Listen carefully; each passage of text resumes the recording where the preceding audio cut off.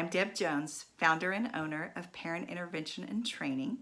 I'm a mom, I'm a teacher, have a master's degree in special education. I retired from teaching several years ago to own my own business and help parents that are raising high-risk kids. And we've recently transformed to teaching a trauma-informed, brain-integrating, trust-based approach to teachers in our community and throughout our country. So we are excited to bring to you some of the strategies that have helped kids from really high-risk populations, but that are also very applicable to all of our kids today. And especially with the situation with coronavirus going on right now, I wanted to pop on here and teach you a few strategies called 3 R's for regulation. You know, all teachers love 3 R's, I guess. So, but just a little bit of info on regulation. I have a little model of the brain here I want to show you. We all hope kids are in their upstairs brain. That's where higher level thinking takes place. Reasoning, rational thoughts. Yay, that's such a novel idea. Don't we want our kids to be rational? Using our words, our language processing, those higher level skills, regulating our emotions, those all operate, or we are operating in our upstairs brain when we are able to use those. But when we become dysregulated, we're operating in our downstairs brain. This would be this lower, very primitive area that is online in utero. It's responsible for things like our heart beating and breathing. We don't have to tell our blood pressure to flow in our bodies, but it's also responsible for survival. And so when we end up triggered and in our downstairs brain, we can quickly go to fight, flight, or freeze responses. And you may be seeing these in your kiddos, even kiddos who are neurotypical or who are developing normally without learning differences or trauma in their history. Something like the coronavirus can be very stressful.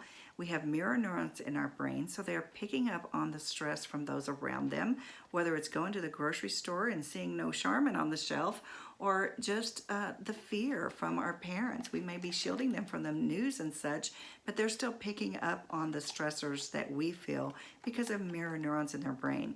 So I wanted to share with you some things that can help us regulate and help them regulate. And I really encourage you at your time at home with your kids right now, whether you're a parent, a teacher, a foster parent, a caretaker, a grandparent watching your grandkids so that your kiddos can still work, use regulation language as much as possible rather than behavioral language. It's really easy to just lose our tempers as adults and say, you're being so disrespectful. But if we focus on the behavior instead of looking for the need beneath the behavior, which is really a state of dysregulation, we can really harm the relationship. So we want, and I've made many of these mistakes, so please no judgment. I've done everything wrong, probably way more times than I've done it right, but we want to help you learn some of these strategies, and regulation is key to helping our kids be able to control themselves. In early infancy, we regulate everything for a newborn. We regulate their warmth, we regulate their hunger, we regulate their dry little bottoms. So we do everything to regulate for a baby. And then as they get a little older, we begin to co-regulate with them. They make some choices, we guide them, we help them, and hopefully as they are even more mature, they begin to regulate themselves. But they can be quickly thrown into dysregulation by stress, and so we want to help prevent some of that. So, 3 R's for regulation. Number 1, regulate yourself. This can be really hard, particularly with if you are parenting kiddos from really high risk factors such as orphanage or abandonment or abuse, early trauma, malnourishment, food insecurities.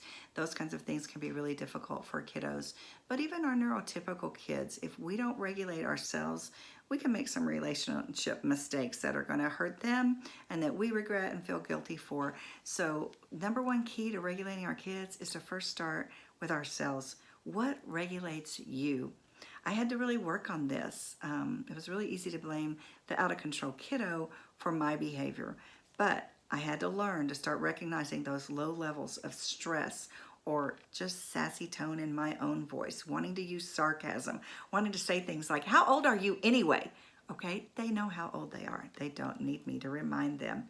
Some of the things that regulate me are to take a walk, to maybe stop and have an afternoon tea or a cup of coffee to kind of bring me up a little bit, Music is very regulating for me. I like all kinds of calming music, fun, upbeat music, praise music if you're in the faith-based community. So music can be very regulating for me. And deep breathing, taking some time to just slow down. And it's okay to tell your kids you need a breather. I even found Five and Below's my store. Love that jam. I need my space. So if you can't verbalize it, maybe just put your mask on, because sometimes we need our space. One of the tricks I teach some parents of really high-risk kids is if you are in the midst of a really heated moment and you can't think of anything, just go, hold on, I gotta run to the bathroom, I'm about to wet my pants. And you run out of the room. Because guess what? You go in there and then you can work on your own regulation before you say something that you'll regret. I have an active bladder, so he never knew anyway. They might figure that out. You may have to come up with some other strategies. Number 2, second R, regulate your child or teen. So what are some ways you can help them regulate? Deep pressure, all kinds of deep pressure, calming pressure to the joints is, deep pressure to the joints is calming to the central nervous system. There's a parasympathetic pressure point right here that is calming. Stop and think of the last time you saw all the people in a stadium at a sports arena in a stressful moment before a big play. They're all like this. They're going like this. Okay, that is actually self-medicating. There's a pressure point that's calming. There are pressure points above and below the eye that are calming. Deep pressure on top of the head. I have this funky clip, can't put much pressure there. Hand push-ups and pressing on the wall push-ups. Wheelbarrow races on the floor, holding up their feet and letting them walk on their hands. Fidgets, something that they can apply deep pressure to. Something they can squeeze and stretch, maybe even spin. These can become distractors. That's a whole nother lesson. Pipe cleaners, stress balls, walking, things that use the left and right side of the body are integrating and calming. So try to help do those preventatively before things get too out of control. And remember to use the regulation language, not so much behavioral language. Reconnect in relationship is number 3. Relationships are what build resilience. So we know one safe adult in the life of a child can help build tremendous resilience even when they've had difficult circumstances early in life. And while you may not think of the coronavirus as a trauma, we talk in the world of trauma-informed care about big T traumas, those things like an abuse or an abandonment or being beaten or verbally abused. But there are also little T traumas, maybe things like living with someone who has a critical spirit or just some other events that maybe might be small to some, but they're scary for our child, and that's a little T trauma. So whether or not the coronavirus is a big T trauma or a little T trauma for your child, it is relationship that is going to help them build resilience and be able to withstand and to come out okay during this season. So always reconnect. Don't leave things undone. Don't leave the relationship feeling strained. It's okay for mom and dads to say, I didn't really come across the way I meant to. I kind of lost my cool there. I think I need a redo. We talk a lot in trust-based parenting about redos and building new brain connections for the right response. So always, always, always try to reconnect in relationship and keep that communication open for connection, for feeling safe emotionally with each other. So I hope this little time has helped you. I'll be popping on more. I'm new to YouTube, so we'll see how this goes, but I'm going to try to give you a few tips that can hopefully help you on your journey. Have a great day.